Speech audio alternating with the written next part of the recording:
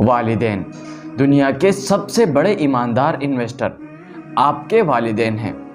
یہ ایسے انویسٹر ہیں جو اپنے بچوں پر 3 طرح کا سرمایہ خرچ کرتے ہیں: مال و دولت، وقت، اپنی جوانی۔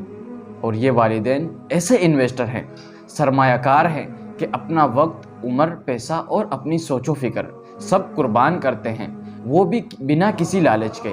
انہوں نے کبھی یہ نہیں سوچا کہ جس پر وہ انویسٹ کر رہے ہیں کیا وہ انہیں آگے جا کر کوئی فائدہ پہنچائے گا کہ نہیں۔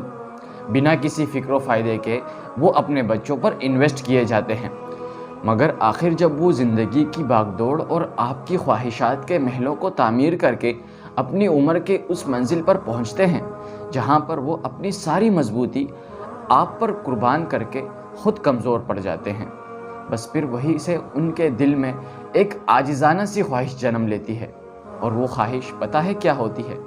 کہ جس طرح ہم نے اپنے بچوں کی کمزور اور لڑکھڑاتی قدموں کو سنبھالا، ان کا ہاتھ تھام کر انہیں چلنا سکھایا، انہیں پیار و محبت اور شفقت سے پالا، بالکل اسی طرح ہمارے بچے بھی ہمارا سہارا بنے۔ خدا را اپنے والدین کی قدر و قیمت کو پہچانیں، ان کی قدر کریں، ان سے محبت کریں، انہیں اپنا وقت دیں جس کی انہیں سب سے زیادہ ضرورت ہے۔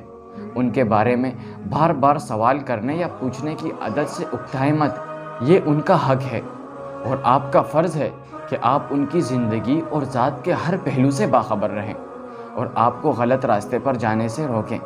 اپنے والدین کی روک ٹوک کو برا نہ جانیں بلکہ ایک نعمت سمجھیں، کیونکہ وہ آپ کو ان ٹھوکروں اور برے تجربات سے محفوظ رکھنا چاہتے ہیں کہ جن سے وہ خود گزر چکے ہیں۔